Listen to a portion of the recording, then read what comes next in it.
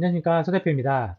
오늘은 주식시장 그리고 채권시장 이런 자본시장의 성과가 좀 좋았으면 하는 이제 바람을 좀 담아서 분홍 색깔 셔츠를 입고 영상을 준비하게 되었습니다. 올해 다들 이제 성과를 아주 잘 내셨으면 하는 이제 그런 이제 바람이 담겼다라고 보시면 감사하겠습니다. 일단 오늘 이제 다룰 내용은요. 어느 때보다 지금 이 주식시장이 조금 뭐 혼란하다, 어렵다라고 이제 생각되는 부분이 있는데요. 그런 부분을 좀 준비하고자 저희가 이제 준비한 내용 자체는 첫 번째, 일단 작년에 주가가 좋았던 국가, 그리고 올해 주가가 상대적으로 좀 가성비가 좋을 만한 국가, 뭐 이런 것들을 찾아보는 목적을 가지고 이 영상을 준비를 했습니다. 첫 번째로 작년에 많이 올랐던 국가들의 어떤 특징적인 부분을 한번 뽑아보고요. 그리고 작년에 가장 많이 빠졌던, 사실 가성비가 좋아질 수도 있는 국가들 좀 찾아서 과연 이 둘 간의 어떤 차별화, 차이점은 어떤 것이 있는지 보고 올해 연간으로 봤을 때 성과를 낼 수 있는 그런 아이디어를 한번 같이 고민해 보도록 하겠습니다. 한번 구체적으로 한번 보시겠습니다. 일단 작년에 가장 주가가 많이 올랐던 국가는 아르헨티나, 이스라엘, 그리고 미국이었습니다. 사실 예상치 못한 부분이 있었을 것 같습니다. 아르헨티나 이 ARGT ETF가 64%나 올랐거든요.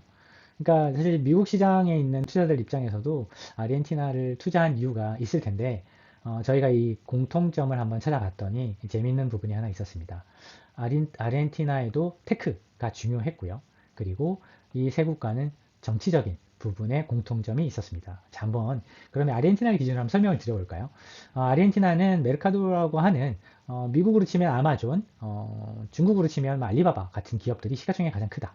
따라서 이런 기업, 그 전반적인 시장의 분위기를 좌지우지하는 데 있어서 이 테크 기업의 움직임이 가장 주요했습니다. 뭐 아시다시피 이스라엘 같은 경우는 이제 기술, 스타트업에 대한 지원이 되게 많고 실질적으로 그런 기업들이 많이 상장되어 있고요. 미국 같은 경우는 아예 대놓고 M7이라고 분류를 해서 주가가 그들만의 뭉치로 M7의 주가가 올랐다, 떨어졌다, 뭐 이렇게 표현할 정도로 상당히 이런 테크, 기술 기업들에 대한 스탠스가 2024년의 주가를 결정했다라고 이제 주장해도 무방할 정도입니다. 그리고 이 정치적인 부분에 있어서는 약간씩은 다를 수 있는데요. 아르헨티나 같은 경우는 그동안 좌파 정부가 주로 이제 정권을 쥐고 있었고 포퓰리즘 그리고 돈을 이제 찍어가지고 막 나눠주는 그러니까 인플레이션이 되게 심해지고 화폐 가치가 떨어지고 그런 골치 아픈 부분이 있었습니다. 하지만 정권이 이제 우파 쪽으로 바뀌게 되면서 자본시장을 향해서 일관적인 메시지를 이제 보내게 됩니다. 더 이상 이런 포퓰리즘 정책 선택하지 않을 것이고 그리고 화폐적인 측면에 있어서 안정적인 부분을 가져갈 수 있도록 노력하겠다라는 메시지를 계속 보내다 보니까 이런 이제 사실 또 IMF 구제금융 받는 거 아닌가라는 이제 두려움을 좀 많이 해소하게 되었고요. 그러다 보니까 테크 기업들이 주가가 좋은 것과 맞물려 가지고 아르헨티나는 상당히 좋은 성과를 냈습니다. 딱히 이제 그런 부분에 대해서 아이디어가 없었다 하더라도 저희는 이제 미국 시장 등을 통해서 이런 테크와 이 정치적인 부분에 대해서 이제 사실은 활용할 수 있었는데요. 2024년 같은 경우. 근데 이스라엘이 좀 특이한 부분이 되겠습니다.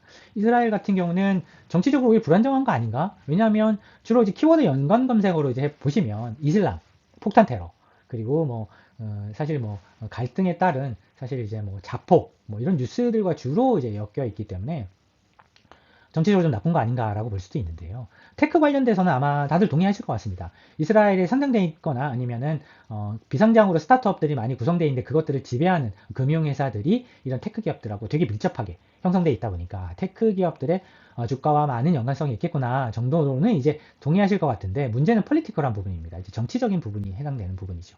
정치적인 부분에 있어가지고 이스라엘 EIS ETF가 성과가 좋았던 이유는 사실 그 이전에 있었던 바이든 정부하고는 사실 성과가 좀 관계가 좀 안 좋았거든요. 현재 총리가.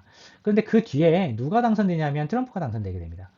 하지만 이 이스라엘 총리 같은 경우는 대놓고 트럼프 정부 때도 그랬고 트럼프한테 러브콜을 계속 보낸 사람이기도 했고 트럼프도 이런 유태인들의 나라인 이스라엘에 대해서 상당히 호의적인 코멘트를 계속 내놨다라는 측면에서 보게 되면 이 이스라엘이 연말이 오면 올수록 그동안 사실 정치적인 불안감을 오히려 강점으로 내세워서 시장이 안정적으로 성과를 내는 그런 모습을 보였습니다. 그런데 이제 한국에서 많이 건강한 서학개미들이 미국 투자를 많이 했는데 올해 상당히 축하드립니다. 약 25% 절대 수익을 내셨기 때문에 사실 성공하신 것 같고요. 여기에 또 원화가 또 약세를 보였기 때문에 달러 가치가 올라가면서 약 한 15%, 약 20%안 되는 추가 성과를 내셨을 거예요, 아마. 그러면 약 한 40% 가까운 성과를 내셨을 것 같고요. 그런 부분에 있어서는 어느 때보다 좋은 성과를 거뒀다라는 부분이 되겠습니다. 하지만 방금 말씀드린 부분이 2025년에 왜 불편한지를 한번 다음 페이지에서 한번 말씀드리겠습니다. 자, 저희가 앞서 말씀드린 가장 많이 올랐던 2024년에 가장 많이 올랐던 국가들은요. 보면 기술주 그리고 정치적으로 뭔가 이제 메시지가 뚜렷한 국가들이었는데 그 반대편에 있는 부분들이 되게 안 좋았습니다. 주가가. 그런데 이 거의 50개를 본 국가 중에서, 그러니까 미국 시장에서 주로 ETF 형태로 저희가 매매할 수 있는, 거래할 수 있는 국가들 중에서 당당하게 그 세 개 국가 중 하나가 한국이 들어갔습니다. 되게 슬픈 이제 현실인데요. 한국은 이제 정치적으로도 지금 불안정하고요. 반대로 보게 되면 이제 기술주가 있긴 있는데 시장에서 지금 약간 조금 예전 과거의 어떤 버전으로 보는 메모리 반도체에 주로 있다 보니까 테크라고 이제 분류되지 못하고 오히려 과거 제조 산업처럼 이 메모리 반도체 비즈니스를 폄하하게 됩니다. 따라서 기술주의 영향도 없고 이런 정치적인 부분도 사실 폐해가 있다 보니까 글로벌 거의 뭐 50개로 이제 거래할 수 있는 국가 지수 중에서 가장 나쁜 국가들 중에 하나가 됐다. 되게 슬픈 결과였습니다. 그리고 멕시코 같은 경우나 브라질 같은 경우는 앞에 말씀드렸던 아르헨티나에 비해서 일단 기술주에 해당되는 비즈니스 포션이 크지 않고요. 작습니다. 그리고 정치적인 갈등에 있어서 연말이 오면 올수록 트럼프하고 갈등이 다시 부상되면서 시장이 크게 흔들리기 시작했습니다. 따라서 그런 부분 때문에 일단 시장이 안 좋은 건 맞는데 문제는 진짜 많이 회복할 수도 있지 않나 라는 부분이 되겠습니다. 그걸 한번 따져볼까요? 지금 미국 주식시장 같은 경우는 PER, Price to Earning Ratio라고 부르는 이 값이 22배에 해당됩니다. 이 22배에 해당되는 게 어떤 의미냐면 주당 순이익을 현재 주가로 돌려봤는데 22년이 걸린다는 의미가 되겠습니다. 22년이나 걸려. 좀 오래 걸리네요. 그죠? 그런데 한국 같은 경우는 보면 8배입니다. 약 한 3분의 1 정도에 거래되고 있습니다. 저희는 이제 주당 순이익으로 현재 주가를 이제 회수하는데 8년밖에 안 걸리거든요. 그러니까 가성비가 좋은 거죠. 근데 여기 하나 함정이 있습니다. 아시는 것처럼 주가가 비싸다고 해서 사실 이제 주식 성과가 나쁜 건 아니고요. 그리고 이렇게 가성비, 그러니까 주가가 싸다고 해서 주가가 올라가지는 않습니다. 이런 것들은 사실 어, 이익 증가율, 즉 성장률이 뒷받침이 되면 의미가 있는데 성장률이 뒷받침이 안 되면 사실은 이 8배라는 게 별로 의미가 없습니다. 뭐 이익도 증가하는데 8배 뭐 당연히 싼 게 당연한 거지 라는 이제 이야기를 듣게 될 수밖에 없는데 미국이 올해 기업이익 증가율이 한 14% 정도 됩니다. 15%, 14% 정도 왔다 갔다 하는 것 같습니다. 뭐 좀 안 좋게 보는 데는 이제 10% 이하도 보는 데가 있긴 있는데요. 10% 초반 정도라고 볼 수 있을 것 같고요. 한국 같은 경우는 한 21% 정도 이익 증가율을 보고 있습니다. 그럼 앞서 말씀드린 부분에 가성비가 좋은 국가가 맞긴 맞구나 한국이. 왜냐하면 20% 넘는 이익 증가율이 있고 여기 같은 경우는 한 10% 초반 정도의 이익 증가율이 있기 때문에 성장도 한 2배 가까이 되고 그리고 가성비도 거의 3배 가까이 좋은 그런 국가가 한국이 되겠습니다. 그래서 게다가 또 올해 많이 빠졌기 때문에 많이 빠진 것만 회복을 해도 약 한 20% 정도 주가가 빠진 거를 회복하는 이야기만 해도 꽤 괜찮은 가성비가 좋은 투자 지역 중에 하나가 될 수도 있겠다 정도로 일단 연초의 데이터 기준으로는 그렇습니다. 그리고 이제 사실 작년에 생각해 보면 한국 그 투자자들한테 좀 인기가 있거나 글로벌 투자자한테 인기가 있었던 지역이 선진국에서는 이제 재팬, 일본이 있었고요. 그리고 이머징 신흥국 내에서는 인도가 있었습니다.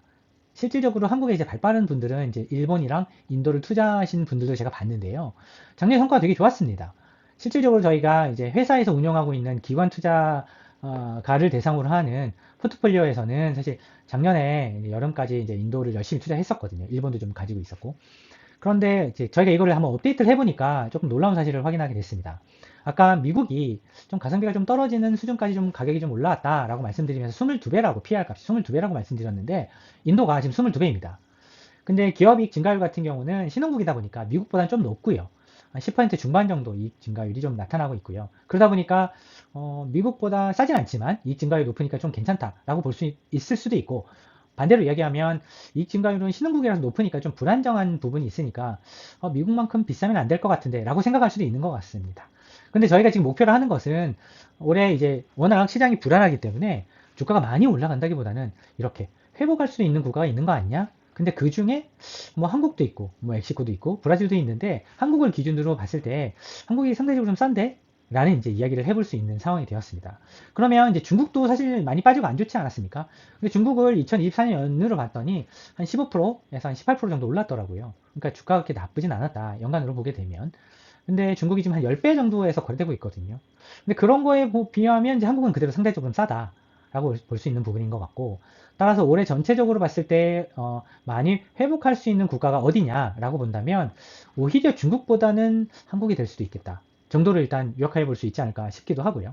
그리고 인도보다는 미국이 좀 나을 수도 있겠다 정도로 요약해 볼 수 있는데, 그러면 한국과 미국을 뭐 바로 비교할 수는 없겠지만 상대적으로 좀 이런 부분은 좀 불편한 사실이다 정도로 요약할 수 있을 것 같습니다.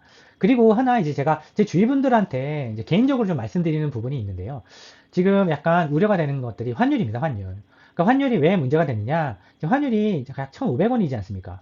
이 1,500원의 문제가 있습니다. 왜냐하면 지금 저희가 원화를 팔아갖고 달러를 사서 그리고 나서 이제 미국을 투자해야 되는데, 만약에 이 1,500원이 진정이 돼서 1,300원이 된다라고 하면 약 20% 가까이 이제 환율이 좀 빠지지 않습니까? 뭐 엄밀히 말하면 한 15% 정도 빠지는 거네요.